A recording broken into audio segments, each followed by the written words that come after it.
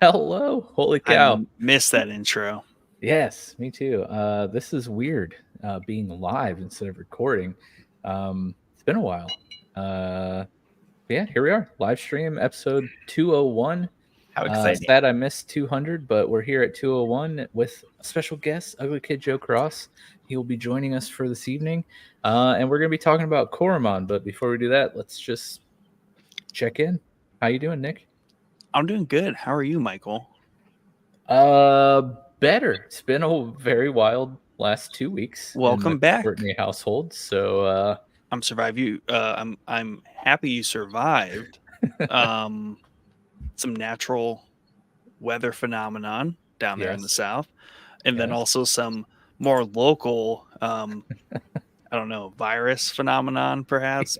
Yeah. So nice I'm glad you made action. it through. Yeah, you made it through both like an end of the world movie and then like a zombie movie. Yes. Proud of you. Yeah, so I live down in Fort Myers, and 2 weeks ago Hurricane Milton rolled through. And we live in a mandatory evacuation zone, though I was like looking at maps and I'm trying to figure out like where we would get flooding from. And I live like 10 to 11 miles away from like the beach and probably an equal distance away from the Caloosahatchee River that runs through parts of the peninsula here. And I'm just thinking, like, if my neighborhood gets flooding, like, that's catastrophic. Like, everything. Hate to see it. Yeah, you would really hate to see it, like, really. Especially the people between me and the water, because they would probably all be dead. But nonetheless, we were in a mandatory vac zone, so we got out of town, and like Nick said, the evacuation was like everything you see in the apocalyptic, like, world-ending event traffic jam scenes that you see in movies and shows. Like, the 8.5-hour drive to Atlanta, we went up to Atlanta, took us 19.5 hours. Jesus. And yeah. And so every gas station just about on the west coast of Florida that I know of, I don't know if the East Coast experienced this too, but on the West Coast had absolutely no gas. And we were woefully unprepared. So I had a full tank when we left, but I didn't have any gas cans or anything. So we're getting down to like a quarter tank of gas, and like literally every gas station we drive by, the pumps are like saran wrapped or bagged, like they're all dry. We're out. And I'm like, Jesus, you need to give me gas, because we're in like Ocala, which is right on the northern part of the cone of destruction, the cone of doom. And I'm like, I can't like run out of gas here. That would be terrible. But yeah, we found gas and made it up to Atlanta and hung out there, got home, and the whole family got sick and was throwing up everywhere. So it was really fun 2 weeks. That's why I haven't been on the last couple episodes. At least they waited till you made it home to get sick. Yeah, True. well, our youngest In the car? Yeah, well, our youngest, the first night we were in Atlanta, threw up and then was fine. And then the ride home, everyone was fine, thankfully. But yeah, the day after we got home, they started all throwing up, and I was like, You this caught is a it nightmare. in Atlanta. This is a literal nightmare. Stay out of Atlanta. Yes. But yeah, we're back. How are you doing, Joe? I'm all right. I've been so like super busy. It's ridiculous. I've just been doing the professional wrestling thing. You know what? This camera's too far away. Come on now. Bring it in. Bring it in. Just get closer. Whoa, look at all that cool stuff. Look at that cat tree. There we go. That's because I got a new kitten named Ash. And Nice. So I spend most of my streams now are like this. Rather than even on me, I just zoom in on the cat because that's what people really want to see. Nice. True. Makes sense. Yeah, I've been doing a wrestling thing, been going crazy with work. Just went to Louisville, Kentucky. Proper Couple weekends pronunciation ago. there. Yeah, Very because good. they really yell at you down there. Oh yeah. It's You'll like, get corrected real fast. You mean Louisville? Yeah. Oh yeah, my bad. oh yeah. Mr. Jeff, sir, I can't show you the cat right now because I don't know where it's at. I will. If a cat shows up, it will be shown. You don't live in Springfield, do you? No, but I've heard don't have a cat or a dog there. Ooh. Sorry, I had to. You wouldn't anyways if you did. Yeah. Nope, not for long. But Oh my gosh. well, my wife's home tonight, so he's probably up there cozying up for snacks. Give me them snakes, woman. But he's cute. He's a good cat. My other cats hate him, but it's been crazy. A lot of traveling for work, a lot of not gaming, and it's sad. Speaking of gaming, so I have, obviously I always have Twitch up so I can catch my Pokemon and PCG. If you know me, you know that I love Cloth, and he just spawned, and I missed it. I miss Cloth. And you also missed everything Joe said. Yeah, I didn't care about that. I saw Cloth and then got sad. I'm sorry. You're a sick man. Maybe if I would have had a Cloth instead of a new cat. Yeah, exactly. Then you would have had my full attention. Nah, Venom got it for you. It's all right, though. Life's just been really busy, so it's really nice to be able to take some time and talk tonight with you guys. This is awesome. There it is. We got Cloth. There we go. There it is. Yeah, no, tonight's going to be really fun. We are going to be talking about a lovely Pokemon-like game called Coromon, which I'm really excited to talk about, and even more excited to hear Nick talk about because this is his first Pokemon-like gaming experience, so that will be awesome. But before we went live, Nick was just feeling generous and blessed Joe with trading card shop simulator. Is that what it is? Yes. If you haven't seen Trading Card Shop Simulator, if you're a trading card player, like I'm a trading card player, if there's I have back behind me here probably 30 different decks for different trading card games, and there's no joy better than cracking packs. And I just anytime I stream for like the next year, yeah, it's cracking a few with the boys, cracking them back, cracking a pack. So yes, thank you, Nick, for that very much. Yes, it was awesome. I feel like I'm closer to you now than I am to anybody at all from the show boys. I mean, he got him. He buys video games. Yeah, we go to lunch together.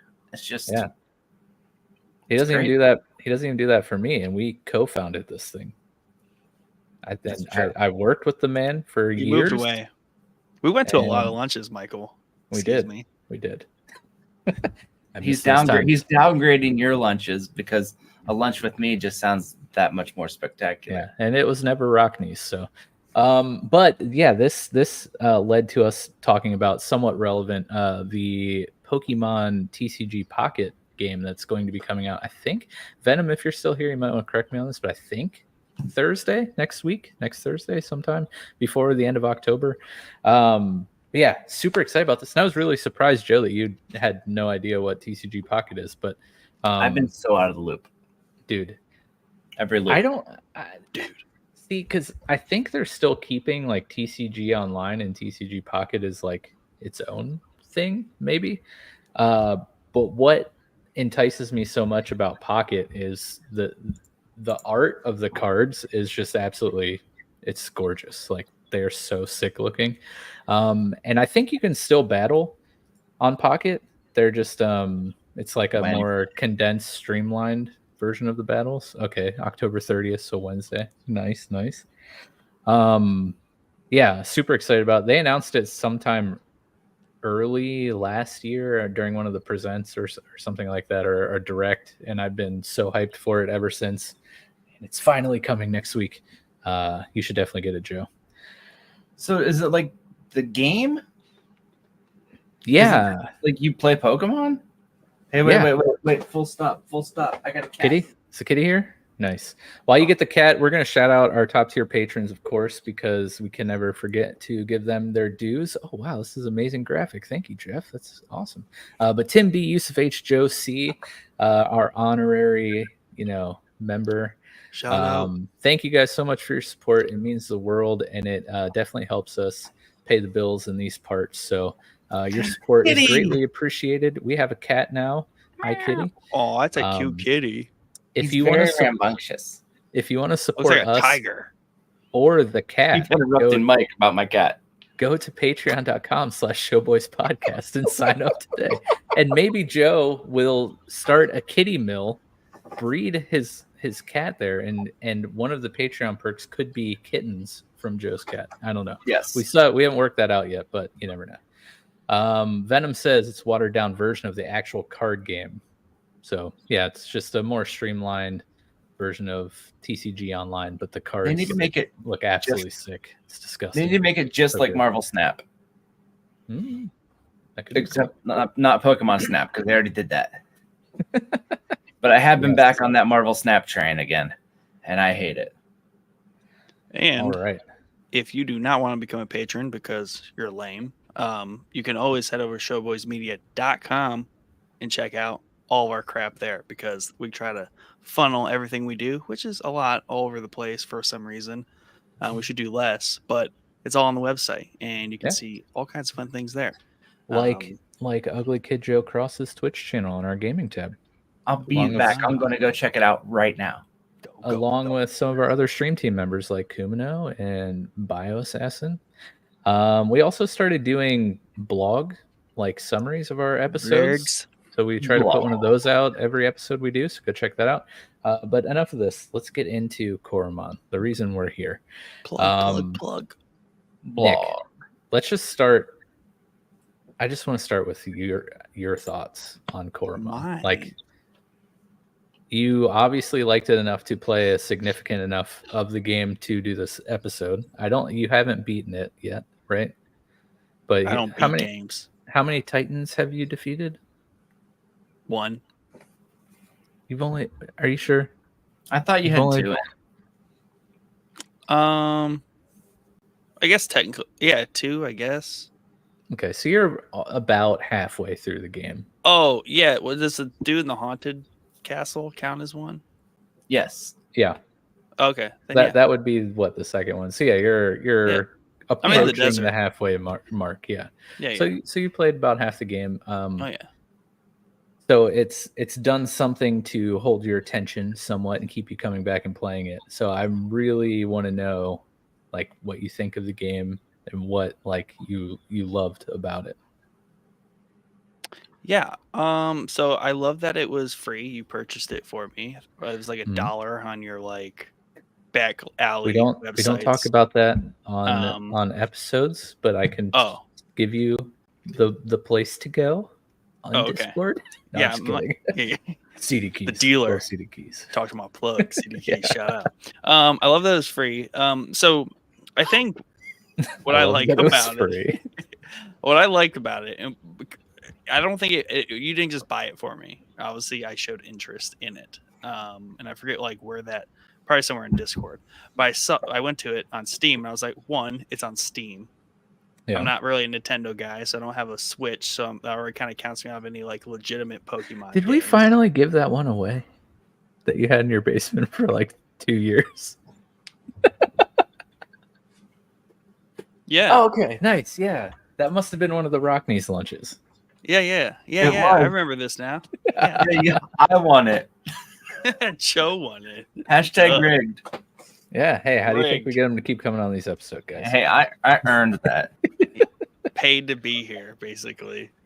Yeah. I actually had it right there. I'm looking at it right now. Oh, nice. Beautiful. Unopened. It's collector's edition. Yeah. The Showboys giveaway edition. Yeah. Signed by no one. No, but there was stickers in it. There were stickers, There was, yes. I have magnets too that I found that I need to give out too. Yeah. Anyways, sorry I interrupted you. Yeah, sorry. Jerk. But I like the art style. But first it was on Steam, so I'm like, awesome. Steam Deck playable, even better. I think it's verified, right? Oh yeah. So it's checking a lot of boxes for me, because that's the kind of game I'm not gonna sit at my computer and play that. Never. So I was like, ooh, a handheld? I only have one handheld. It's a Steam Deck. So already we're unlocking doors for Nick to play a game like this, because no Nintendo, no Pokemon. I don't do the emulator thing. It's too much work. Mike God bless him for putting in the effort there and finding the files. I'm impressed that you can do that. I'm a computer person, and I refuse to get into that business. So yeah, it just functionally, it checked a lot of boxes for me to easily hit play. That's a big thing for me. But also the art style, because it reminds me of games like Shining Force and like obviously the very old style, like 90s, 2000s 2D pixel graphics. Really cool. But what kind of kept me playing was all that, and the fact that it's a very like modern feeling game. Like it doesn't feel clunky. There's a lot of quality of life things in it. Even like not playing a lot of these types of games, I can tell there's a lot of quality of life things in there that kind of feel almost like cheesy, hacky. Like I shouldn't be able to do these things. But that's kind of keeps you what's like plugged into that game, because there's always something to do in that game. Because I'll get lost just like I'll spend 5 minutes and rearrange who has which like handheld items, right? Because for the next area, because I'm like adjusting who's getting all the bonus XP, because I only play one mon the whole game. He's one of those. Yeah, I didn't know you could be one of those. So when it started happening, I'm like, why is this a thing? But it works so well. Yeah. So no, I mean, I definitely enjoy it, and the zones are fun. Even though it's pixel graphics, it's a really pretty game, and the way they interact the character with like the story in there, like obviously there's no like dialogue or cutscenes, voice actor or anything like that, but it immerses you pretty well. So it's a fun, nice like before bed or when I'm not home on the Steam Deck game to kind of like just plow through some mon, just crush them. Yeah. Try to catch those 20s, 21s. Get those potents. Those potents. Oh yeah. Joe, your just initial thoughts on Coromon. Well, my initial thoughts was, well, first of all, Mike puts in the Discord, hey, there's this game called Coromon, and it's a Pokemon-like game. And I think when you first put it out there, it was like 50 cents. On and I'm like, 50 cents? That's a snap buy for something that could be good. Yeah. And so I'm like, well, if I do one stream of this game and get 4 hours out of it, that's my 50 cents. This game kind of refreshed that joy of not knowing what to expect. Yeah. You play any Pokemon game now, you know pretty much what type, like, the beginning of the game, you're going to encounter Caterpies and Rattatas, and, even in the newer version, you know the Pokemon. Yeah. And it's blasted everywhere. So before the Pokemon game comes out, you know the whole generation. And as a Pokemon fan, you look at every Pokemon that comes out before the game comes out. Yeah. That's something, there's some games you go into blind. There's some things you go into, I don't want to know anything about it. But Pokemon, it's hard to avoid. Even if you try, it's hard. So like this game, I knew nothing about it. And I got that wonderful refreshed experience of not knowing what's coming when I see that first patch of tall grass. And the fact that there's not over 1,000 Coromon. That's also helpful. So yeah. So the Coromon themselves, they're not like super out there. Like I love Klefki, but it's a keychain. Yeah. So Coromon hasn't gotten there yet. So the design is an actual keychain. Yeah. Yeah, it's a yeah. I mean, Trouble is just a garbage, or what is it? Trubbish? Yeah, it's a little literal bag of garbage. A little trash bag. Yeah. So, but I love Garbodor though. Like, yeah, he grew on me, and he's just a bigger trash bag. But I mean, so you have that expectation of not coming across those. Now, there's a couple that are kind of duds, but for the most part, I enjoyed all of the Coromon. Yeah, I really liked the Titan battles. Mhm. I liked. Are we spoiler alerting things? Okay. Spoiler Spoiler alert. Spoiler alert. From here on. Yeah. 3, 2, 1, Yeah. go. I like the fact that you can't catch the Titans. Yeah. There's no legendaries. Nick's like, what? And he's leaving. I couldn't have caught it. Did you try to catch the first one? No. Oh, Dude, I was having too much fun with my yeah, he was dead. steroid tanked out fireman or whatever he is. Like, dude, he just dumb. I was just having too much fun, like trying to like 4-hit that first Titan. Yeah, and like even the starters are amazing. Like they're so cute and cuddly, and then you look at what they evolve into, and they're just straight up monsters. Except for the Cub Zero line sucks. That's the starter I chose, and I was not happy with it. I don't know, but even at the end, he's still a pretty jacked up looking bear. Yeah. But I enjoyed that. The music was great. Like any game that has music, so good. Yeah, like when I'm humming the music at work, Like it just seemed like, oh, Chloe, the sweetest girl in the world. But I really enjoyed that. I like the story. The story's good because it's not because you don't know what to expect. It's fresh. It's new. Yeah. It's like if Pokemon didn't make a Pokemon game. Well, it's kinda, Or no, it's like a Pokemon game that was not made by Pokemon. well, my experience was like I was like, okay, this is a pretty like standard, straightforward. You know, not having played all of them, but I can imagine what they're like and the stories are like because it's kind of like a meme. I feel like playing the Ash character, the up and coming trainer, Yeah, and then just like after the whole lightning tower, like that whole experience on that island and the whole like reveal there, I was like, whoa, like what is happening? Like we're talking like it's borderline talking aliens or like some like weird ass shit is happening here. Yeah. Like, this is interesting. This is genuinely interesting. I did not see any of this coming. and I like the fact that I'm so used in a lot of the Pokemon games, you just have that one Pokemon on your team that does nothing but learn like all of the HM moves. And in this game, like you have the quality of life that you learn the HM moves. Mm-hmm. Like you don't have to teach. You don't have to teach a Pokemon surf. You surf. You don't have to teach a Pokemon strength. You move. You get the ability to move the rocks through your upgrades in your gauntlet. Mm-hmm. And I just like that. I liked the quality of life in this game is awesome. There are so many amazing quality of life things that they put in this game. Joe told me that it took you a long time to realize you could auto like collect all your fruits and also auto plant. Yeah, I didn't find out I could auto plant until I already beat the game. It was like last week. I was finishing up the game like last Wednesday, and then he's like, "What are you doing?" And I was like, "Planting seeds." He's like, "You can plant them?" Yeah. Yes. Yeah, yes, you can. So yeah, just to name a few, the gauntlet, the HMs in the gauntlet, absolutely amazing. What's HM? So in Pokemon, there are TMs and HMs. HMs are they're both moves that you can teach your Pokemon, like the skill flashes in this game.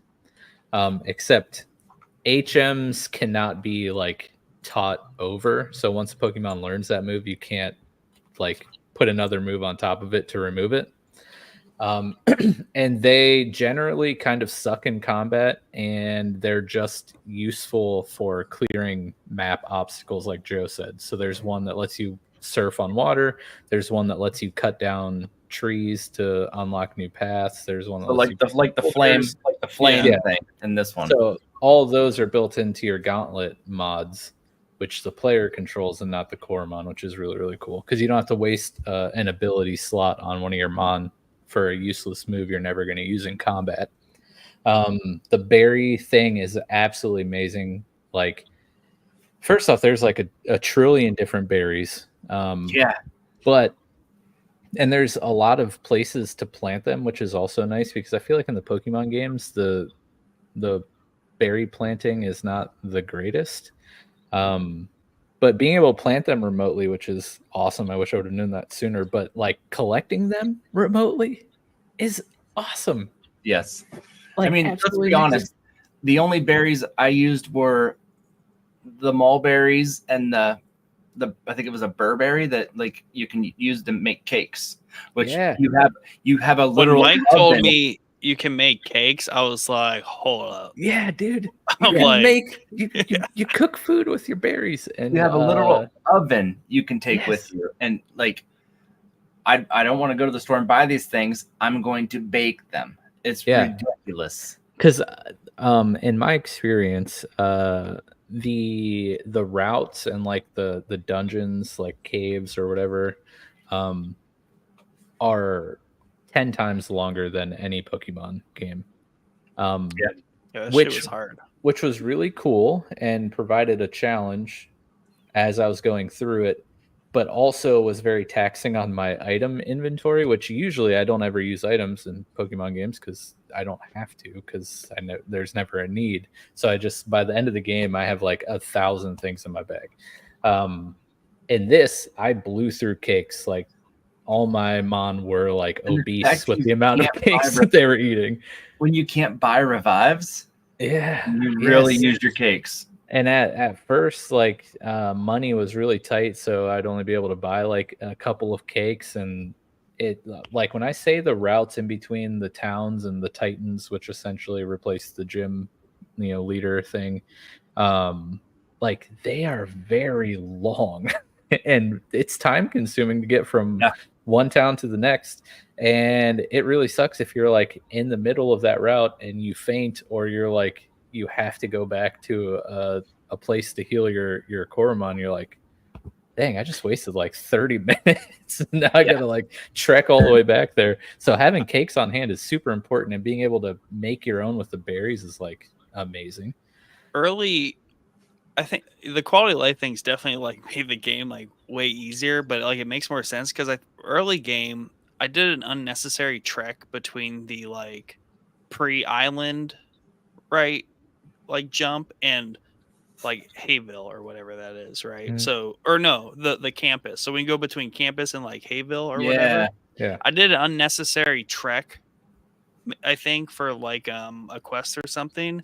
Mhm. For whatever reason, I realized I'm like, oh, duh, I didn't need to do that. Like, I think I could have fast traveled or something, but definitely the effort that it takes to just like walk that path is a ton. And I'm like, dude, the fast travel makes sense because one, at that point, you're kind of past those Mon, and really they're just super annoying. Even when you have the gauntlet thing where you can like clear the grass. Yeah, I used a lot of the stinky sense when I was trying to complete quests. But like I just remember that, and I was like, oh, I just need the fast travel. Like there's no problem in doing that because and like I didn't feel bad fast traveling once I unlocked the travel points, because getting to them, like I fully explored that area because I had no other option than to fully explore the area. To get to Hayville, I had to go, almost die, and like had to like just double back because I was like, I can't make it. By the time you get there, you're like, yes, I earned this. There was one time I had to turn around and go back because I had one Coromon left, and I went all the way back to find out that if I would have just went through one more patch of grass, I'd have been there. Like I could have just went through that patch of grass and ran away and made it. But I'm like, no stores have revives. I only have like 4. I'm not risking it. Like, and I'm not using a revive just to get through a patch of grass. This game is difficult until you like Nick was saying, just having one like super stacked Mon and you're like pop.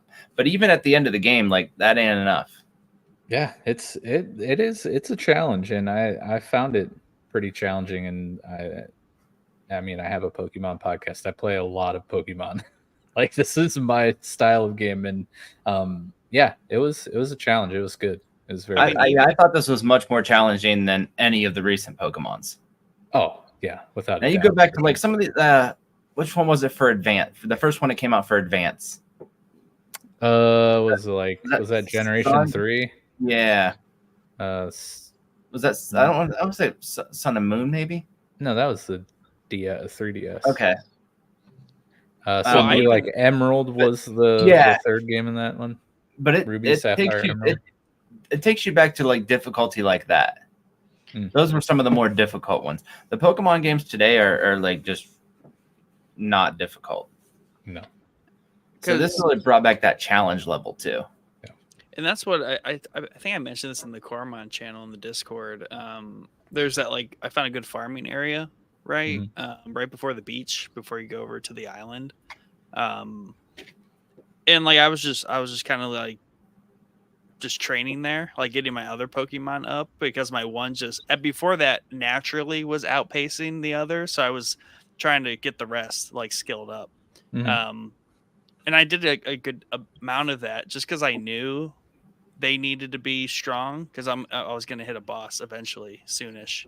But even like with the like stacked up, cheesed up main mon I have, like fighting that Titan, that first one, even I was like, dude, this would be hard if you were just casually rolling up to this thing without like sufficient prep. Like I'm just a prepper when in these types of games because I just try to like max as much. Like even like when I play open world RPGs, I try just to like stack and just like get as much as I can and level way past where I'm at. So I just was doing that, and I was like, dude, if I had not done all the prep work I did before this Titan, like this thing would demolish me. That thing hit hard. Oh yeah. Oh yeah. Like you're gonna have so much. It was a fair fun. fight. It was a fair fight, but like with my one mon, like it was a fair fight. So I was like, dude, if someone's just casually not like paying attention in this game, like that thing would just wreck you. Oh yeah, for sure. And that's not even really scratching the surface of all of the quality of life things. I'll just rattle through a few, and if Nick, like you can chime in with anything you thought was very convenient or whatever, but having no experience with the other Pokemon games, like you don't really have much to compare to. But I'd love to hear some of Joe's like quality of life improvements from Pokemon to Coromon. But access to your storage without At being in the center is amazing. And especially because there's certain missions where a guy will be like, hey, I'll trade you for this, and you're like, okay. Yeah, exactly. Because if I forget, because I don't, there's no way to mark a map or anything, so like I'll forget about that guy forever if I don't do it right then and there. Being able to, this is something that Legends Arceus did, but being able to relearn moves that your Coromon knew. So if you want to change up the move set, you can without, having to spend some sort of currency or find some random dude in the world to like relearn a move that your Pokemon or your Coromon knew. That's amazing. Being able to immediately evolve a Coromon that you just caught because it already meets the evolution requirements is absolutely amazing. And I didn't stumble on that until like right before I beat the game. I caught like a potent like first stage Coromon or something of one I already had. And then I was looking at the like when you go on one of the summary tabs, because there's like 8, I feel like different tabs or whatever. Yeah, so I was going in there and I was like trying to see what because there's skins you can buy, because there's like a secondary currency. I don't think you can buy it with real money, but it's like daily missions and things like that. But you can buy skins for your Coromon or like clothes and stuff for you as the trainer. There is no red bucket hats though. No red bucket hats. Womp, womp. There's mushroom hats that kind of look like bucket hats. There's magnet hats, but they don't have the red ones. There's bows. I saw you rocking a bow. Yeah, nice. But yeah, I was trying to go through and like look at the different skins for it because they have like cool looking skins, and I was like, oh, let's see what the evolution details are or whatever. And it's like, you want to evolve this? I was like, what? Yeah, and you can do that in the middle of battle. In the middle of battle, you can evolve. What? Yeah. If you meet the level criteria, I leveled up my starter to level 3 in the middle of a battle. Like, and that definitely happened to me. And then kept fighting, and it was just like weird. That's awesome. But yeah, things like that. I'm sure I'm forgetting about some of the other ones, but there are just a tremendous amount of quality of life things over what you get in a Pokemon game that players have been like, why can't we do this forever? And this game just does it. It's amazing.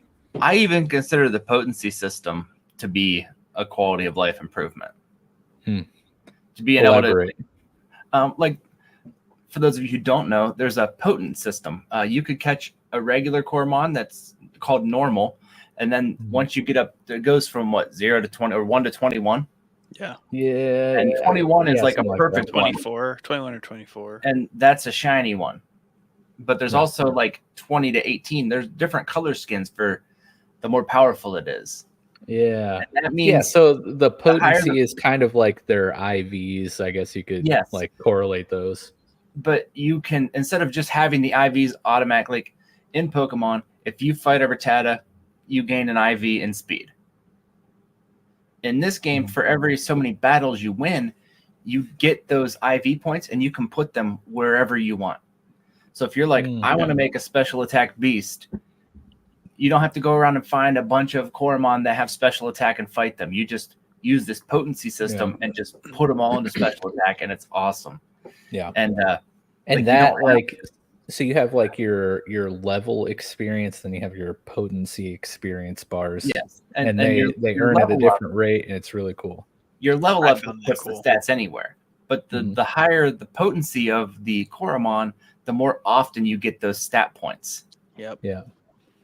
And you can even, once you reach max level, I think you can still gain potency. So you can like, you can stat out.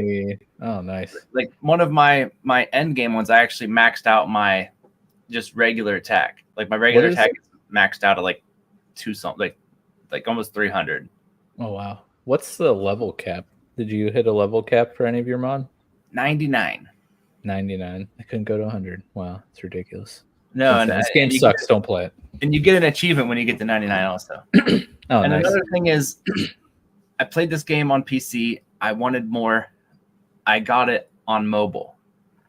Now there's a free demo on mobile, but once you make it to the Electric Island, they're like, hey, the developers show up in game. They're like, awesome. We hope you're enjoying our game. If you'd like to play it further, it's $5. And I'm like, here you go. Yeah, I mean, $5. Also, all of these quality of life things that we're talking about are not on mobile. Unless you pay an additional $5. So $10. So I'm like, here's my $10. And then I was like, why did I do that? Because I needed that drone. Because you paid, I did it for the drone. You paid 50 cents for the game, so I think it's fair. I also bought like 5 copies of it and gave them out on my Twitch stream. Nice. And nobody that I gave them out to has let me know how they've enjoyed it so far. Yeah, unbelievable, ungrateful. But yeah, so like the potent level is like your IVs, and then like Joe was saying, as you level up the potent experience bar, you can adjust your EVs like however you wish. And then your Pokemon's level up like has, you know, a set EV leveling that they automatically distribute points in. But there's like 2 tiers of shiny Coromon. There's just the potent version that's, you know, you have the color variation, it looks a little different, but then you have a perfect Coromon, which I had not run into. I think we get traded one towards the end game, right, Joe? Yeah. You can pick like one of 3 from an NPC if you trade him something. But perfect Coromon is a different version of the shiny. It looks, you know, a different color scheme. Ultra shiny. A lot of them are gold. Yeah, but it's really cool because like shiny hunting is obviously a thing, and it's really cool to get like a cool looking Pokemon, or you know, Pokemon or Coromon or whatever you want, you know, whatever game you're playing. But it's cool that they tie like, you know, the IVs and EVs into the shiny. So like your shiny is going to be better than your non-shiny. Yeah. So like incentivizes shiny hunting outside just like a cosmetic thing, which is really, really cool. But yeah, there's just so many little things. I'm sure it'll continue to pop up throughout the episode, but we touched on the quality of life things. Nick, you're absolutely right. The graphics are awesome. Like, I love the art style of this game. The music absolutely slams. Like, it's so good. Joe, you're right. I had a lot of the different tracks in the song stuck in my head throughout my time playing this game. And the quality of life also is the game modes. Like at the very beginning of the game, if you want a Nuzlocke, you can set it right there. There's like 50 different options to set up your game. Yeah. Oh yeah. Joe explained to me that at lunch because I was like, I saw all those options and I was like, I don't know enough about this to mess with any of that. But there are so many options right here. Dude, I'm like, I would fail a few looked a enticing. Nuzlocke Like, so bad. I would fail that so you hard. You can actually set it up to where you can't even catch wild Pokemon. The only That'd be Pokemon perfect for Nick. The only Pokemon you can catch are from trainers that you battle. Oh, Team Rocket Edition. Now, That's what you were talking about. Team Rocket Edition. The one that I set up on mobile, I set it up to where you can catch wild Pokemon, but you can also catch other trainers' Pokemon in battle. And you can catch their Pokemon, and it's just when we talk about favorite moments, I have a story about that, but it's wonderful. Like you just be like, this guy's like, hey, you want to battle against my favorite Coromon? And he throws it out, and then I catch it, and I'm like, release? Oh, so cruel. Just do like, oh, it'd be a shame if your favorite Coromon was released back into the wild, never to be owned by you again. So you can't catch perfects that they have, which made me sad. But yeah, you can set up Nuzlocke so easily. You can set up randomizers at the click of a button. Ooh, you don't have to like down. Yeah, so I'm probably gonna do a randomizer. I like that they give you 3 save slots too. So I'm probably gonna set up a randomizer eventually and run through it. Just doesn't matter what area you're in. Every Coromon you encounter is from any region. Yeah. So like the very beginning, you can come across a rare ice one or So you never know what to expect. And there's no rollout in this game, so it's even better. That and the heal on level up, I would turn that on because I like that concept. That would be cool. Because that to me, that's just like a World of Warcraft thing. Like when you level up, like max health. Like when your pet levels up, back to max health, and like you're back in the game. Like let's go. And you time your level ups accordingly. I'm gonna go do this dungeon. I'm gonna level up by the final boss halfway through. Yeah, I really enjoyed that. Excuse me. Yeah. So shoot. Oh, one thing that kind of was a buzzkill at first was the like movement speed of you as the trainer. You walk so dang slow, and then when you go in any sort of like encounter area, you walk even slower.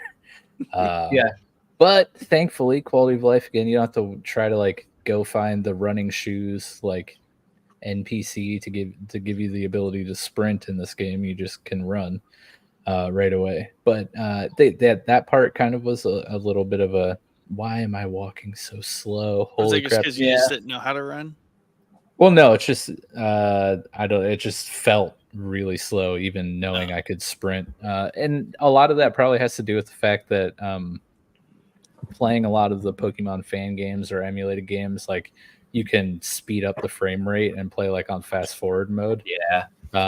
Which I do all the time because I ain't got time to just be walking around like I'm a Coromon trainer. I got places to be, Pokemon to catch, trainers to beat, bro. The thing I really didn't enjoy at first was the type, the Pokemon types. Oh yeah, because I'm so ingrained in like grass beats water, or water, But yeah, that was definitely an adjustment. Though it was nice to not have like 20 different types. I mean, we're only at 18, but still, that's a lot of types in Pokemon. But yeah, the story was pretty interesting. I wouldn't say it was like incredible. I loved the tie-in to the Titan Coromon, which is kind of like gives you Legends Arceus vibes with what were they called? Shoot, I don't remember. Titans. But the equivalent, yeah, basically you just own the Ultra Beast. No, is it Ultra Beast? No, that was Sun and Moon. You're on a Sun and Moon kick. I mean, that's great. You know why? Because they wear Those are red great bucket games. hats. That's true. That's true. That should be your favorite generation of Pokemon. I think it might be. I would say the story is just as outlandish as some, if not most, Pokemon games. The Wobonians were pretty funny, though. I thought that was great. Did you guys try to read the backwards text? I could speak perfect Wobonian by now. But did you try to like read what they were saying by reading it backwards? Because it's just it was just backwards. I thought that was pretty cool, unique little touch. I used a mirror. Did you really? No, but now that I thought about it, I really should have. Yeah, that would have been actually very helpful. Just mirror my screen. Yeah. What was it about the story so far, Nick? Because you're still in the midst of it. That has caught your attention. What do you like about it? I just felt like it was kind of like out of left field. It was definitely kind of, I don't know, the whole, they were like aliens or whatever. And the way they were infecting like Pokemon too, like it just seemed, it was just cool to me. I did not expect it. That's the thing. It's like, I guess I really only know like Pokemon stories of like the main line, like Ash versus Team Rocket. Like it's all pretty grounded for the most part, being in a world full of Pokemon, but like it's pretty straightforward. Even the sense of like a Dragon Ball Z story arc, like it's the same idea, like train, get better, boss fight. Yeah. The end game is going to ruin you. Okay. And I think also like your character, like the way he reacts to things, I don't know, it's just funny. Like it's just he's like, whoa, like what's going on? I don't know. It was just really just like kind of slappy, and I like the fact. Enjoyable. I like the fact that your character talks, like not talks, but like text, because in the Pokemon games you don't get that. You're just like all of the stuff your character responds or replies with is just like inferred. So it's cool to see your character actually like have a personality and get to like read into that.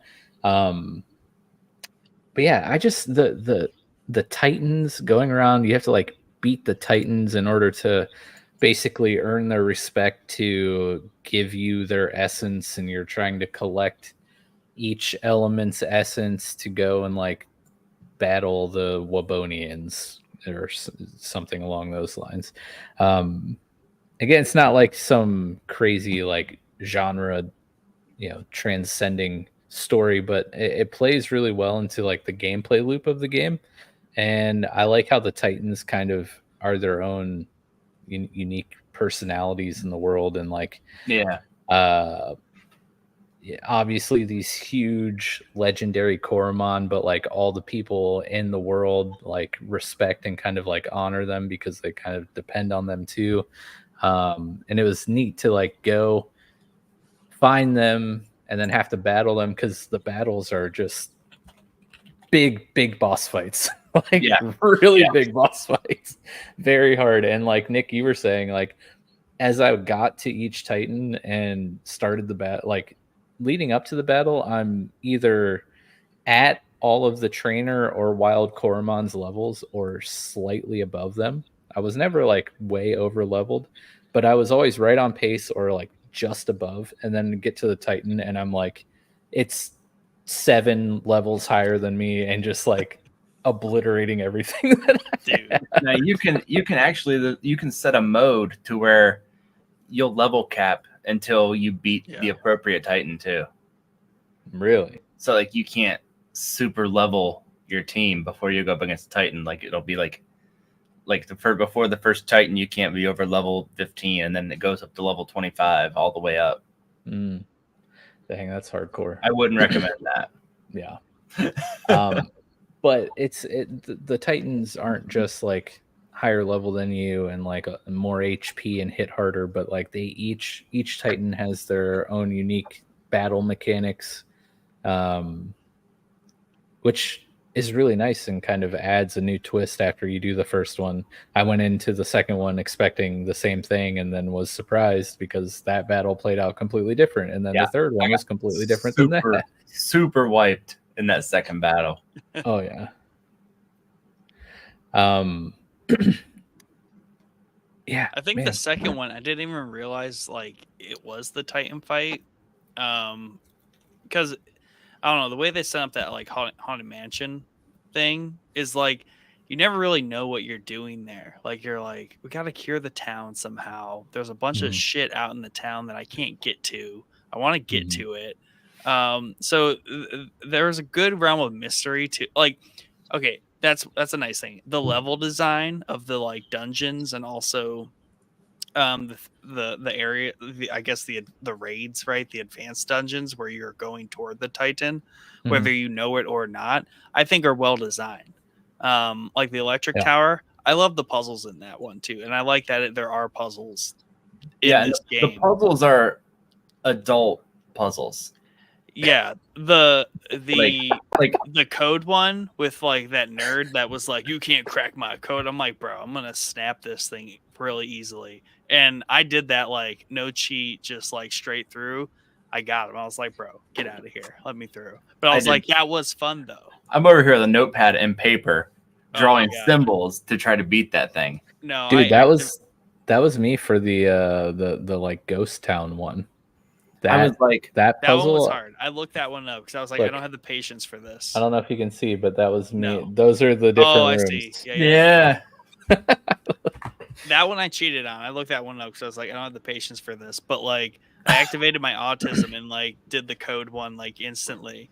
See, I got that. I was like, oh, what's the thing that everybody was hot on a little while back where it was like, I guess a 5-letter word, and I got this letter and that number's out of place. It's like one of those. Yeah. So I was like, oh, it's like one of these. And then he's like, hey, the lights are off now. And I'm like, oh my God.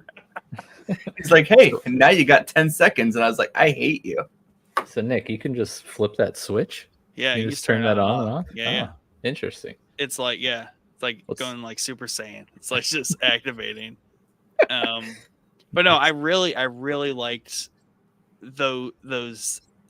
I get they were always built up to the bosses. Mm-hmm. So they were separate from the caves and the dungeons, which I found cool, but like you guys said, they are long. And also I get lost in those, and I'm just hoping and like using like clairvoyance to get through them most of the time. I'm like, I'm just guessing. I haven't gone this way yet. Next, I wish I could leave like a little breadcrumbs. That's what I was gonna say. Next quality of life, you can drop berries as a trail, or like a little spray paint. Like I've been here. Yeah. Did you guys know that there was like mad loot in some of the like plumes in the cave? So like little stalagmites and stuff that like would pop up in the cave. Oh randomly, some of those would have like 500 gold or like something in them. You get an item. An upgrade for your gauntlet that will literally change your life soon. Oh man, it's the best. Can't wait. You'll never use another thing unless you have to. Yeah, exactly. But the level design is just really cool, and the haunted mansion was fun. Just going through that, and it's not the same thing over and over again, even within the haunted mansion, because like Mike, the first thing, that room, like you're like, what am I doing? Like, how do I like that's just the introductory part, is like getting through that room, and then you're going through, then you meet those goons and they all go through different doors and you're like hunting them down. I thought that was all cool, and by the time you get to that Titan, I'm like, dude, I didn't even realize I was doing a boss fight. Like I thought I was just doing more like trippy ghost shit, and then I'm like, holy crap, like this is hard. You know, I never even understood the mansion puzzle. After like 2 tries, I was just like, I'm just gonna try a direction, and if it doesn't change, then I know I did something right, and I'm gonna write it down. I tried to understand it, and my issue was, I don't know. The things that changed were so nuanced, and I think part of the problem is it's hard to track. Like, are they saying what changed from the original or what changed from last time? But at the same time, the thing that changed the prior room reset, and you're looking for the new thing that changed. That Yeah. one was hard for me because I was like, Yeah. the And old. don't worry, you only had to do it a few times, only 8 times. Oh, only exactly. I think I got 3 or 4, and I was like, dude, this is dude. I'm like, no. Like, As soon as I went somewhere and then the screen turned like, because if you did it right, it went clockwise, and if you did it wrong, it went counterclockwise or reverse. Yeah. So that's how I would know if I did it right. The screen would spin one way, and if I would see it spin the other way, I'm on like try 6, and it spins the other way, and I'm like, God, to be kidding. It's actually really smart. Well, that was a rough time too. Why I looked it up was because I was just not in the mood. I just wanted to like slam some battles out, and I just wanted to like do some mindless grinding because I wasn't at home, and I was just like somewhere else, and I just wanted to like crush some Mon battles. But then I was like, crap, I'm here in a puzzle that I can't beat. So I was like, I just have to look it up. I was like, I can't do it. On my phone, I just took screenshots. Oh, look at you. Wow.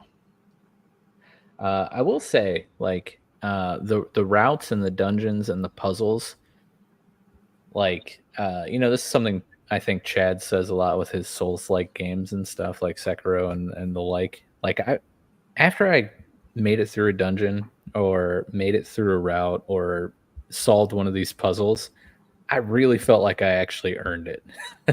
Like I went through something. We made it through, boys. We're finally here.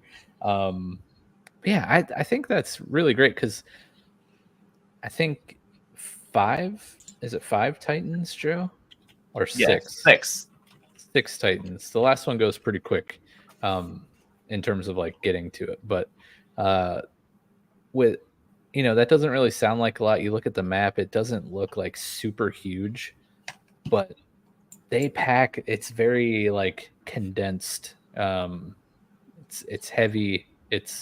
There's a lot packed into that small tiny map, so much to do. Even the park or whatever they fucking call it, like, dude, that shit is not short. It's not a park. It's like Central Park, like getting from one side to the next. I wouldn't call that the park. Yeah. So do you guys have your final teams or your current team like available? And maybe we could talk about some of our favorite Coromon. Oh geez, I don't. I wrote mine down. This is just purely habit from doing like, going on 6 seasons of Pokeboys. We do this every episode. We recap our team from the episode before and then our team at the end of the episode. But I finished the game with Arctic Ram that I named Icy. Thank you to one of my daughters. Super cool, like ice goat ram thing. Loved it. It was awesome. Really cool design. I didn't use it very long. It was a late addition to the team. But a couple of my favorites that I used on my team for quite a while is in Phoenix. I named it Hot Wings. If you're a Pokeboys fan, all my flying birds are usually some sort of wing sauce. But yeah, that was the design visually. It's a red phoenix bird, fire Coromon, super great. It had a lifesteal fire move. I forget exactly what it's called, but it's similar to like a Mega Drain or a Parabolic Charge or something.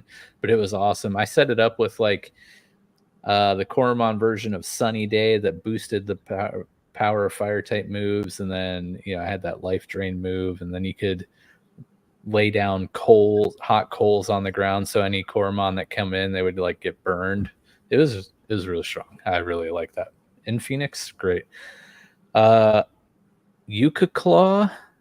Probably really mispronouncing it, but Fiddly's final evolution, the cloth of Coromon, which I named Kloof, of course. That was one of my favorite. I made it into like a super tank. It was great. Water type. Volcadon, which is the final evolution of the fire type starter. Caught one of those out in the wild. kind of wish I would have started with this Coromon because I chose Cub Zero, and that is not the one. That is not the one. That was one thing that was off-putting when I started this game. I was like, dude, of these starter Pokemons, there's only one that's the obvious choice because the others look like straight dorks. Dude, Nibblegear is pretty. Is that the final evolution, Joe, or is that the starter? The starter's Nibblegar. And it evolves into Sheartooth. That evolves into Megalobite. Megalobite. Dude, that dude is sick. Dude, he's tanky. He's just a giant shark with like an earring. It's amazing. We love him. But yeah, and then to round out my team, I had Sandrill, which was another crab-like Pokemon named Kloss, and then Toravolt, which is Bitty Bolt's evolution. That lovely little yellow electric leopard cat named Roar. That was a really strong one too. I really like Toravolt.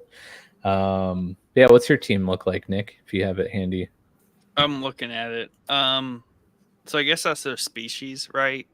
Because their nicknames are not accurate, because like if you go by my nicknames, it's La Flame, La Hound, La Tor, La Soar, and La Zer. I love your names. They're great. Can you see that? There we go. Almost.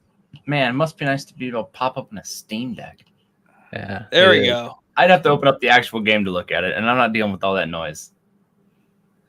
Oh, you got a Seraphase. Nice. Lazar. I wanted to use one of those. Here, let me see that one more time. It's real great for our audio-only listeners, guys. Yeah. Look at that. Yeah, if you go into their like summary thing, and on one of the last pages on the species will tell you what the Coromon is. Yeah, but my boy there, who's just extra strong,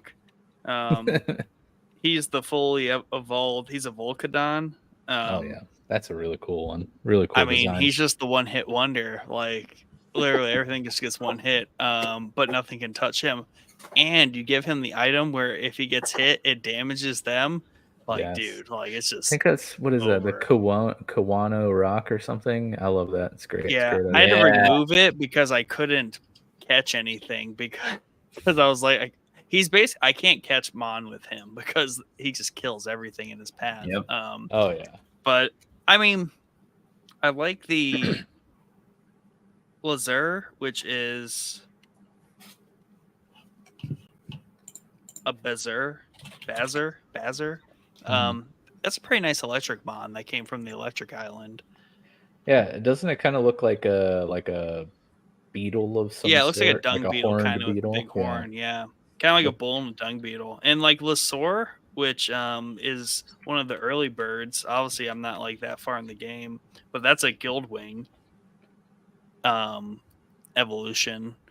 And that one's a nice, just like for me, like a utility one. Like he can come in, swipe some people's cash if I want to mess with some people. Oh, every stream I watched of Joe's, he's just robbing people blind with that guy.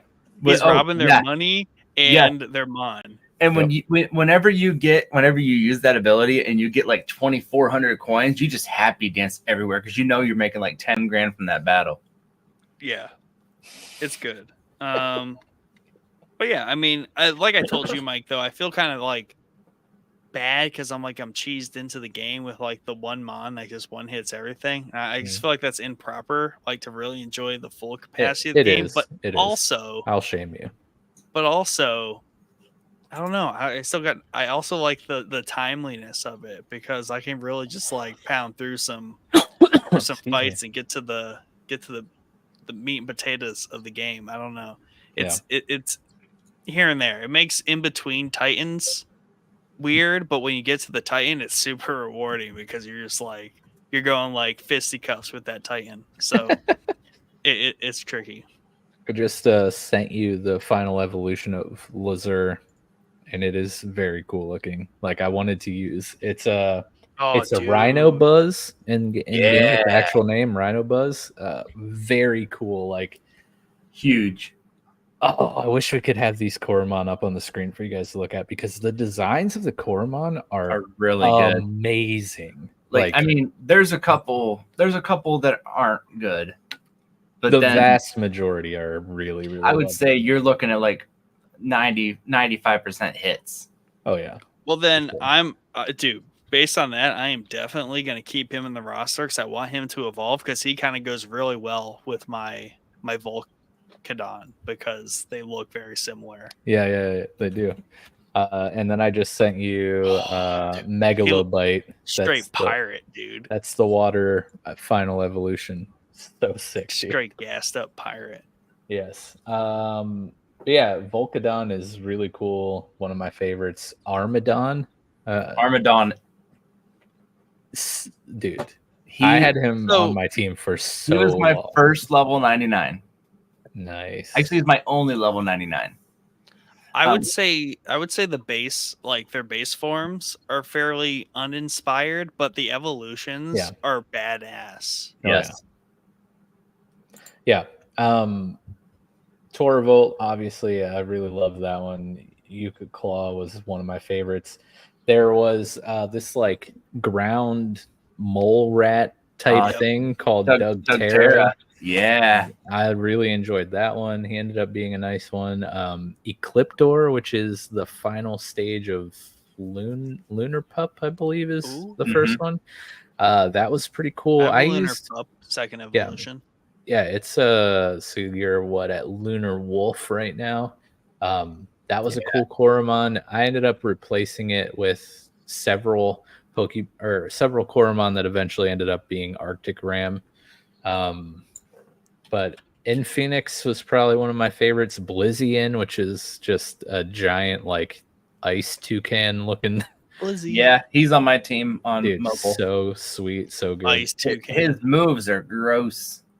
I really like how, like, in this game, if you poison them, not only do they take damage, but they also they cost more to do their moves. We didn't even talk about the skill points, or SP or whatever. I'm assuming skill points. But yeah, instead of your moves like in a traditional Pokemon game, you'd have power points, which I refuse to say PP because we're all come on, we can't talk about PP on the show.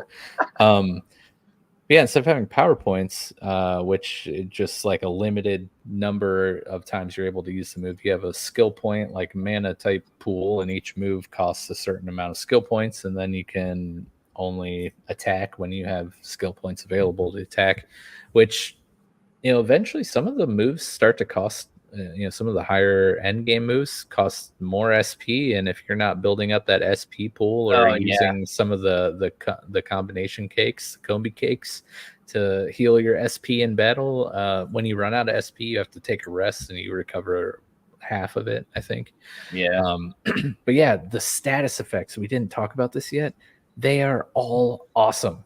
Like, you can't get sleep locked, which is amazing. Like, when you get put to sleep, that's one of the most annoying things ever in Pokemon game. Get put to sleep and you can't attack for like a million turns until the RNG people think you can finally open your eyes. But they all have like their main effect and then like a secondary effect too. Like, for example, if you do sleep or drowsiness, every hit on that Coromon is a critical hit. Amazing. That's so cool. The poisoning, like you said, Joe, it depletes health and SP. And then I think if it stays poisoned for like, it's an ungodly amount of turns. I think it's like 16.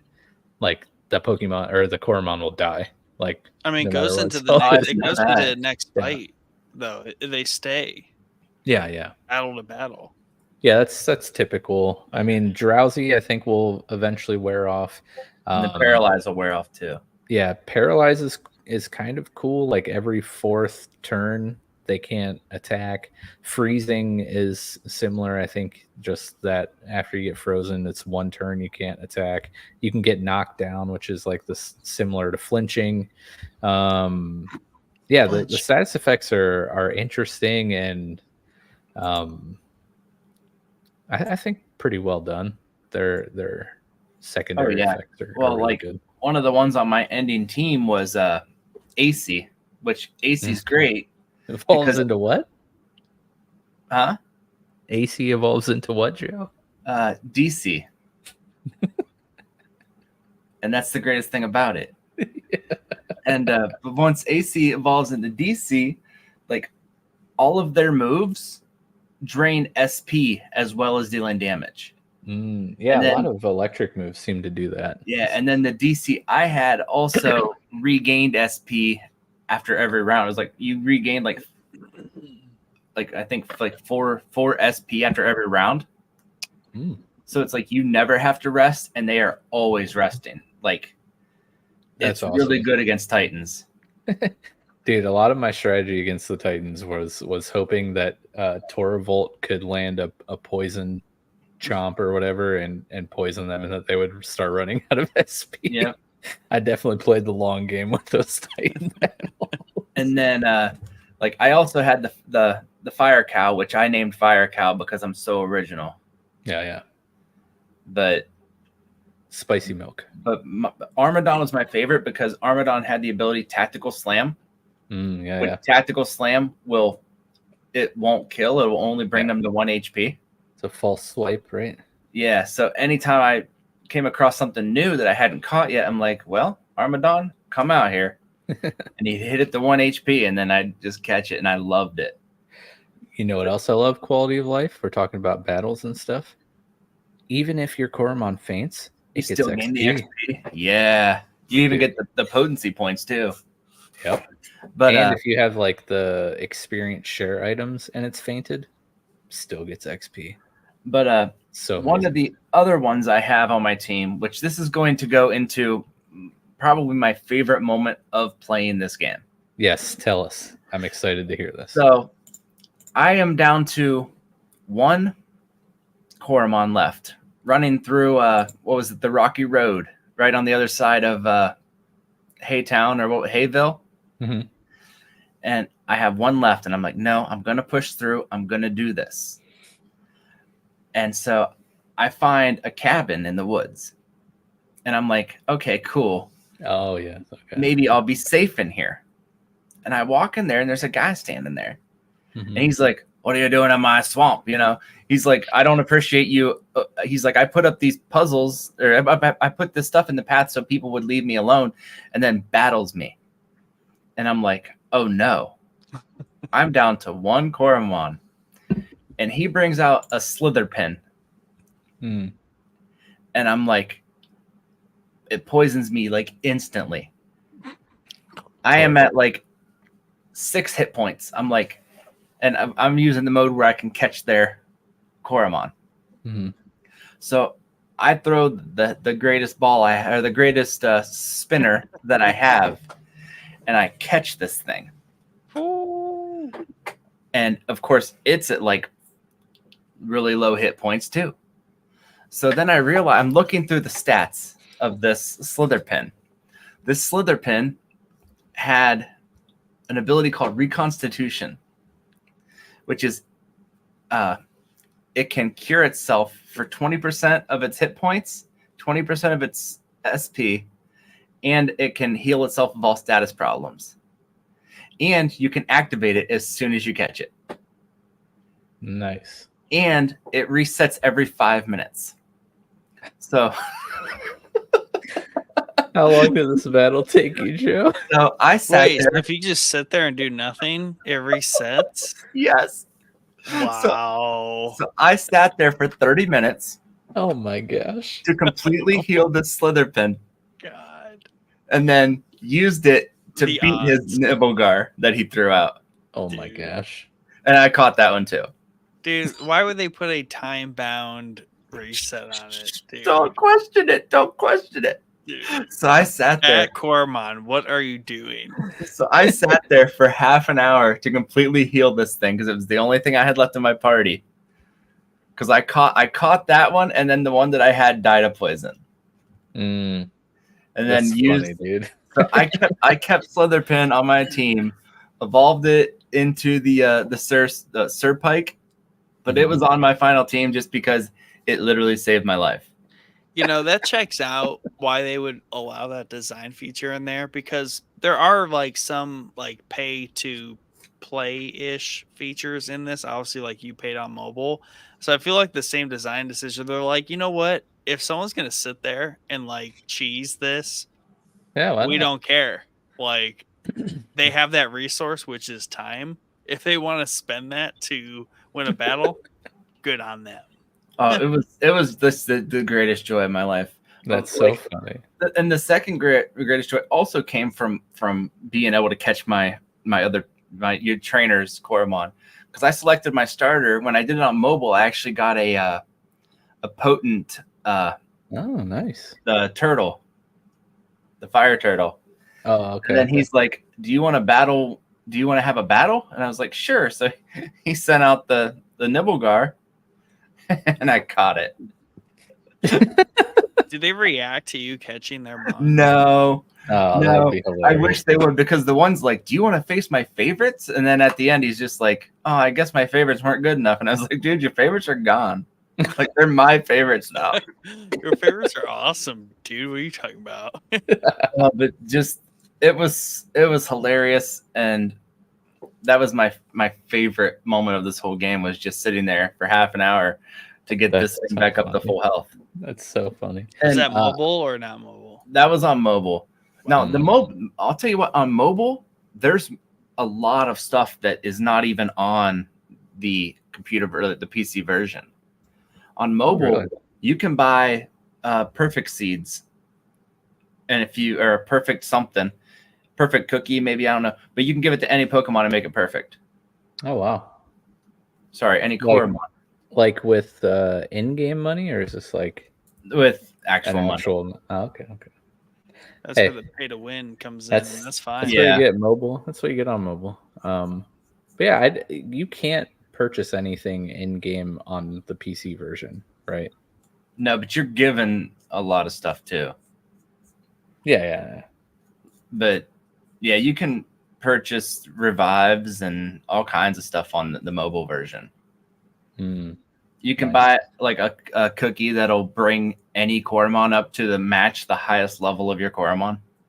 Well, hey, the way I see it is it's not like, I mean, there is PvP you can battle online. I mean, I don't know about on mobile, but on PC you can. But since it's not like a competitive like PC or PvP type game, have all of your microtransactions you want in there, make your money. But yeah, do either of you guys have any Coromon that kind of like stuck out, either like design wise or battling wise, that you loved that we haven't talked about yet? I mean, the fire turtle is that my Volcadon.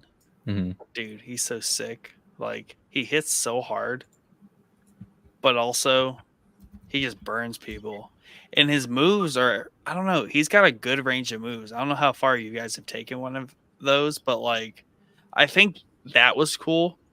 But definitely with him, because I have the most experience with his evolution and all his skill points, but I'm sure it's with other Mon too. And I've seen this a few others, and this is probably normal for these types of games, but I like when their skills, their moves venture outside of their type, because he has a really good like sand move.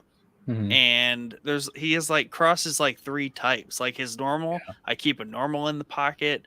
I keep like an outrageous nuke bomb fire one in there. And then I'm usually rotating out like the like counter electric. And that was also odd because he was super effective against the electric island, which was just probably something else that really didn't help his abnormal growth, because the second area is the electric zone, and he was just so effective against everything. But I do like that a lot.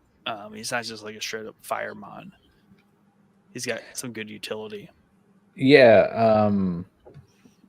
It's always nice to have good coverage, especially if you can get like a move to counter your counter, So like being able to have an electric move, or what is strong against water in this? Ice, I think, right? On a fire type would be great, and it is cool to always have some sorry, type diversity in your moves for sure. Well, that's like I taught my Armadon Phantom Spike. Yeah, same. 'Cause I love Phantom how Spike normal type so good. is super effective against things. Yes, It's so cool. Finally, but like I have a least favorite Coromon, and that's Irachi, the thing with the 3 masks, oh yeah, because he has an ability called Voodoo that deals like really good damage to a random benched Coromon. yeah. Or it could be the active, but most of the time it's one of your benched. No, I've never had it hit my active, but it's like, oh no, and it always hits like one that's I just put in the team. I'm just trying to gain him some experience with the lazy gem, and then all of a sudden it's like he's dead. I mean, he's still getting experience, but he's dead. Yeah, you're just carting around this dead Coromon. Well, that's kind of like the whole Super Saiyan thing. Like when they faint and like near death, they come back stronger. So it makes sense that you would still gain XP. That's fair. Yeah, that's fun. Yeah, early game that Voodoo move is just a nightmare to come across. I think that's the worst move in this game. Yeah, it's like if you come across one of them and like if you're doing a Nuzlocke randomizer and you come across Irachi, you're losing dudes. Like, oh yeah, that could be a run ender. Yeah, that I think if you're doing like Nuzlocke randomizer, Irachi is you're done.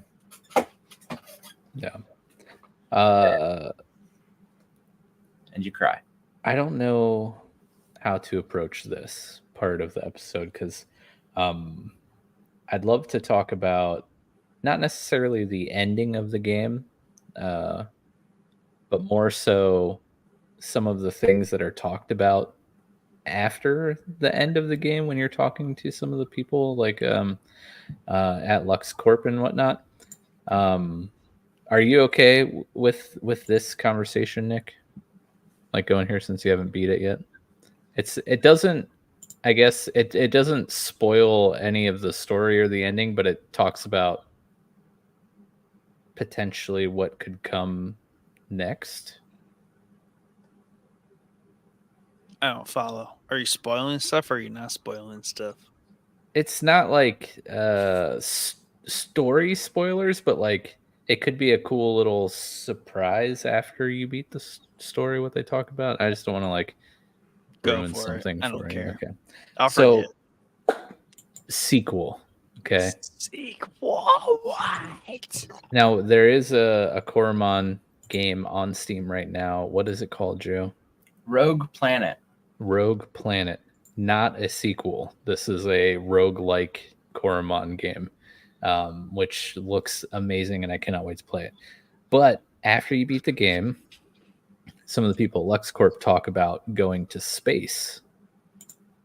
And it made me like become very curious. Like, are they making a sequel to Coromon? Like a direct sequel? Are we actually going to like go to space and explore space / other planet for more Coromon? What did you think about that at the end, Joe? Or did you not even notice? Or I had known about the sequel before I finished the game.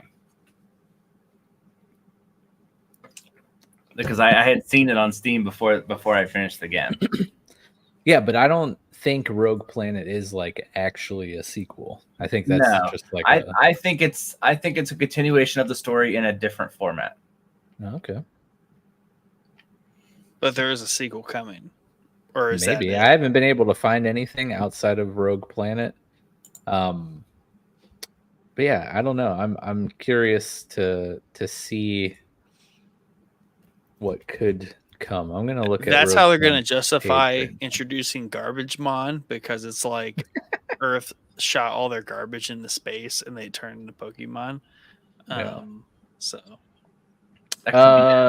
So the name of the region that we're in, is that Velua?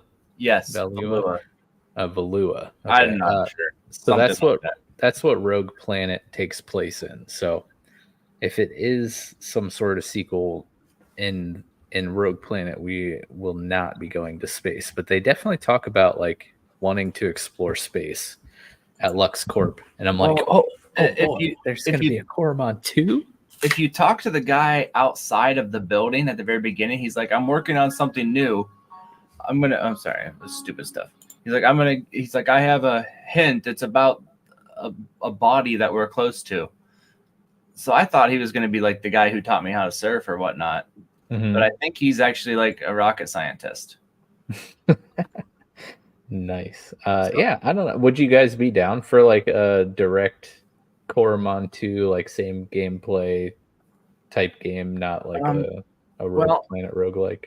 I think the way they've set the story up is you couldn't do like you do with Pokemon, where it's like, hey, here's what's happening in a different region. Mm-hmm. Because you can't have Wabonians. They've set this up to where I think any sequel that you do have is going to be a continuation of this story. Mm-hmm. Where I guess I never really understood how Pokemon gets away with that. Because like I don't know the storyline or the time frames of Pokemon games, but are they all happening at the same time in different regions? That would be one messed up world. Like if they're all happening at the same time and there's 10 like world-ending apocalyptic like catastrophic events that are trying to be prevented, like I would not want to live in that world. Because I know Arceus get wrecked by Venom. Pokemon doesn't have a story, you nerds. Well, I know that's how it works. That's true. They try, but Pokemon Legends takes place in the past. Yeah. So that makes sense. That's the only one that we know like isn't happening at the same time. Yeah. So now I just automatically have to assume that like, which means there is a present. That all the Pokemons are happening at the exact same time, and the world is going through like 17 different world-ending events at one time. There's 13 evil organizations all trying to end the world in their own unique way. Gen 2 takes place after Gen 1, no? Maybe. I don't know. You tell us. Because I know there's some of the original Pokemon in there. Right. Black and White have a direct sequel in Black 2 and White 2. Those don't take place at the same time. But outside of those two games and Arceus, I don't know. You guys tell us. You tell us. Gosh, I'm Googling Pokemon timeline as soon as we get off of here, and I'm probably going to regret it because I'm going to be up way too late. You need to go to bed, Joe. Yes. I don't have to work tomorrow. Oh, then don't go to bed. Let's stay up all night. Speaking of, we're at an hour and a half. Is there anything else that you feel like you must get off your chest about Coromon? Because I don't have any more talking points. So I just honestly think that if you're a fan of older style Pokemon games and you want that revisitation, it's almost like this game brought me like a kickback of nostalgia more than any of the newer Pokemon games for the past 10 years have. Mm-hmm. Plug. Yeah. So, and I mean, if you get it on CD keys, it's $1. Yeah. I honestly, like, obviously I'm super cheap, so that's how I buy my games. But this game does go on sale on Steam semi-frequently, and they deserve money. This crew, this developer. Oh yeah, it's good. It's really worth good. the $20 or whatever it is on Steam. I would have easily paid. I mean, I bought it and then I bought it on mobile and threw money at them. Yeah. But yeah, it plays on mobile probably just as well as it does on the computer. I don't know about a Steam Deck, but Steam Deck is amazing. But I played primarily mobile games, and I really enjoyed it on mobile. That's awesome. Yeah, I highly recommend. And exactly what you're saying, Joe. The lack of knowledge of Coromon really brought me back to a great place, similar to what Arceus did for me, because that was a little bit different. And I might sneeze, so if I turn my camera off and mute my microphone, hopefully I can do those things at the same time. But yeah, just not knowing what to expect on every route, not knowing the type matchups, not being able to look at a Pokemon or a Coromon and be able to be like easily, that's an electric type. Or Yeah, and then they're a totally bug. not. Why is it not weak to fire? It's a bug. Oh, but it's like an electric dung beetle. Of course. Why would I not think this beetle would be an electric type? It added a whole other layer of challenge just because of the unknown.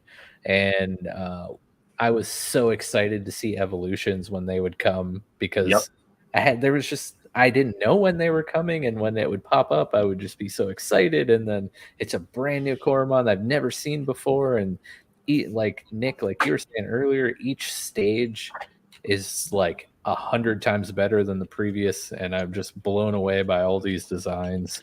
I like the fact, obviously there's evolutions mixed in there. You don't know when those are coming up, but the fact that there is the potency level up and the level up, like that's just fun too, because there's times where they just level up and they get stronger. Great. But then there's those times they level up in potency and get the focus into something that you kind of care about, because like I kind of started to get an understanding of like, I want this mon to have more SP or this mon to have more AP. Like you kind of get that feel for what you want them to do, and that's fun. And you're like, well, crap, like great, that was a potency level up, but like there's just a general level up coming up, and somewhere in this mix there's an evolution coming up, and like that is fun.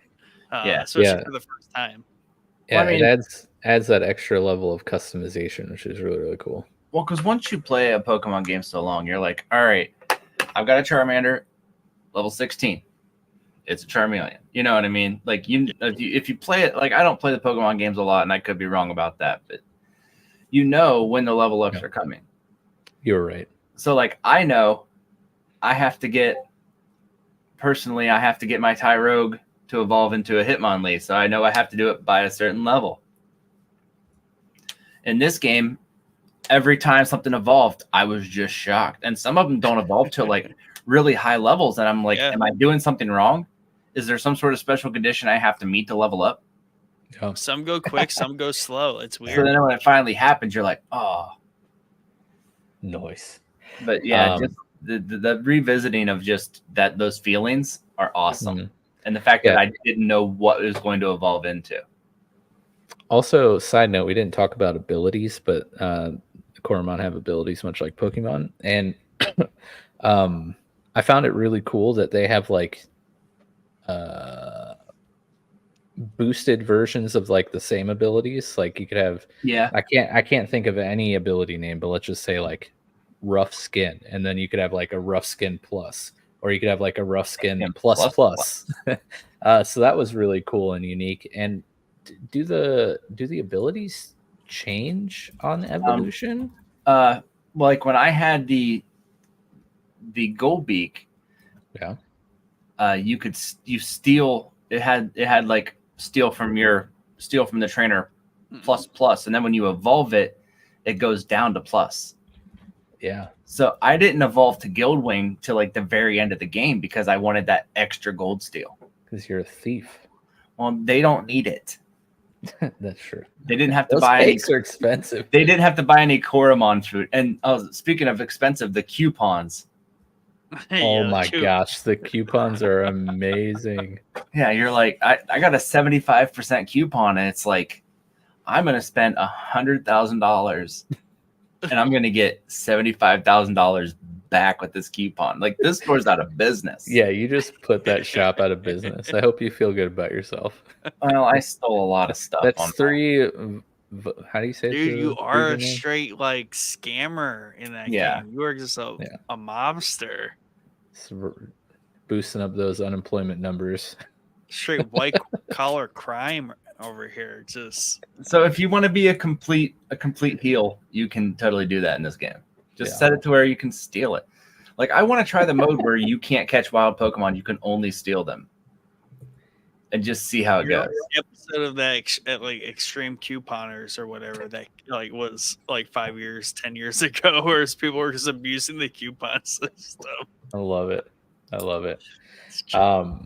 But yeah, I would highly recommend this game for anyone who's a Pokemon fan, a ROM hack, or a fan game fan, this very much has a feel of a Pokemon fan game. Venom, basically Pokemon. See him. Yes, it is. Thank you, Venom, by the way, for hanging out with us the entire episode. Appreciate that. See by the him way, soon. Venom, this guy has been just triggering me the last 2 days. Okay, I got him to start playing the Pokemon community game on Twitch. He's been playing for like 3 weeks, and he already has more shiny Pokemon than I do in You PCG. suck, dog. I play. Even that game likes him more than you. It's I just know. like me. Everyone likes me less than everyone else, apparently. I don't know what I did. But yeah, I played it. Okay. Twitch is always up while I'm working. So I'm playing PCG at least 40 hours a week. And I've been playing for like 2 years, and I have 4 shinies. He's caught like 4 shinies in like the last 2 weeks. Jeezy, I have 2 shiny charms. That's supposed to make your shiny odds higher. They stack. I have like the shiny rate on the streamer that this guy. He's just ridiculous. Just ridiculous. He's cutting 6 of them. Yes. Oh, dog. This guy. He's just burning you. He's getting shiny mission reward Pokemon, Joe. He's got exponential curve on his gain too, like 4 in less than 2 days. I'm gonna start following him around, kind of like when you catch a fish and then somebody comes over and starts fishing in your spot. No, dude, he'll just move. He'll juke you real quick. He's just like, bye. Yes. But yeah, the Coromon's, it's only, well, I guess, almost 3 years old. Came out in 2022. That's true, because the Gengar reward for PCG is one of the PCG like versions of Gengar, and it doesn't even have a sprite for its shiny. So when he looks at the Pokemon, it's just a blank screen. So does that mean Venom has more RNG skill points than like anyone? Apparently, he's been really potencying up his RNG luck. That's RNG. That's my skill. There you go. But yeah, highly recommend Coromon. I think, especially if you can grab this on a sale, but it's definitely worth the $19.99 or whatever it is on Steam.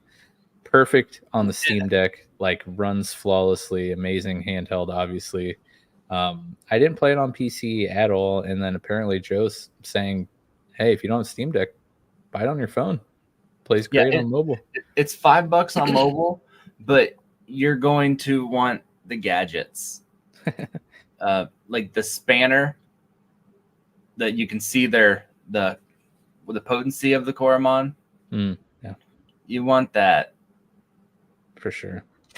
And the drone for planting the seeds and everything. You want all of those things. Yeah. So don't learn that you can plant seeds remotely until after you beat the game like I did. Take advantage of that right away. Yeah. But I easily recommend this game. Yeah.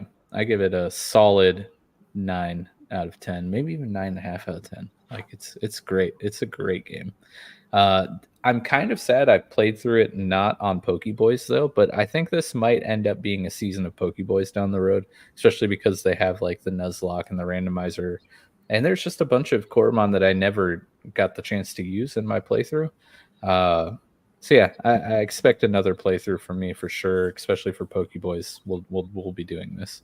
Yeah, like I came across a bunch that I thought you were. I'm like, oh, Mike's gonna love that one. Oh, which ones? Like, I need to know.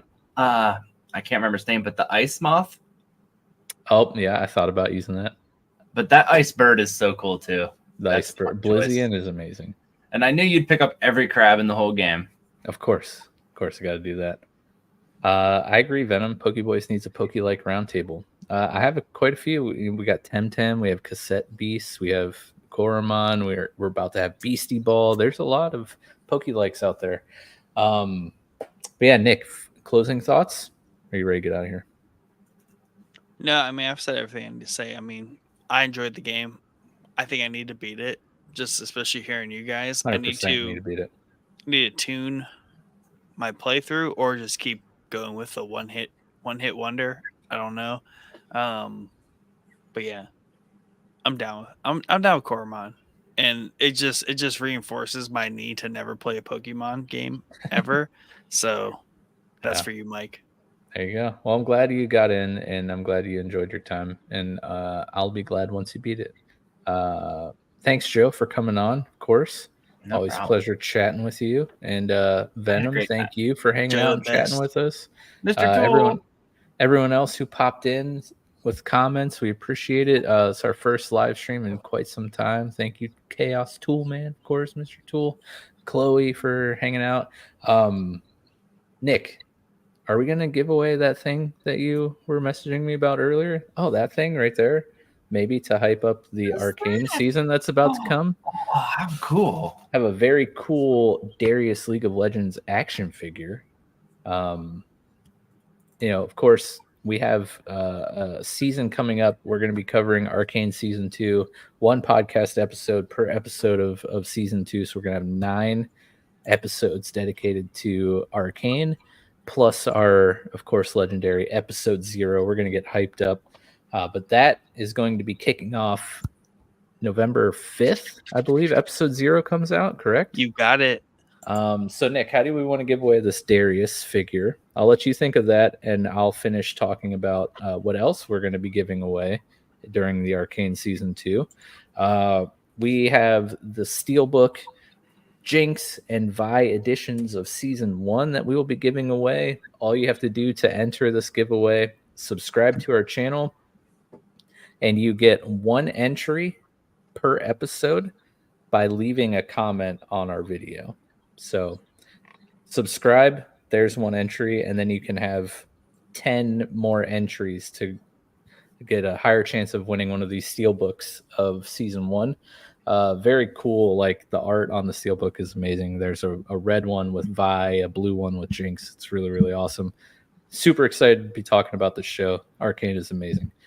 But yes, you don't give out that Jinx skin. Did you see that? I think we're rolling in the dough. I'm only shouting out 3 patrons, Joe. We're gonna need at least 10 more patrons to be able to afford a skin like that. Okay? That's crazy, man. Gee whiz! I'm so excited for that though. Season 2. How do you want to give this Darius away, Nick? So how we're gonna give the Darius away is you have to go into the Arcane channel on our Discord, and to enter, you have to tell us your favorite thing about Season 1 of Arcane, right? Ooh, I like that. Go into that channel, tell us your favorite thing about Arcane Season 1 and what you're most hyped for Season 2. Drop that blurb in there, and then we will pick at random from all those posters in that channel. And you'll get bonus points if you can name any player who picked Darius in the 2024 World Championships. Ooh. It's not over. You get 2 entries if you can do that, I guess. It's not over, but I don't know if Darius has been played in Worlds this year, but if he has, tell us who. But yeah, thanks, Joe. Thanks, Dad, for hanging out behind the scenes. He's been back there. We're just going to thank you, sir, for navigating the comments and giving us information. Oh, yeah, look, he's so hyped for being on screen. Thanks, Nick. Thank you to our viewers here on the live stream. It's a fun time, but we're getting out of here. We're going to have maybe an Alien Romulus episode next week. I don't know. This episode has been rumored for months. We'll see what happens. But on November 5th, Arcane Episode 0 will be out. We'll see you. Woo-hoo. You guys have a wonderful, wonderful evening. Man, my hand looks...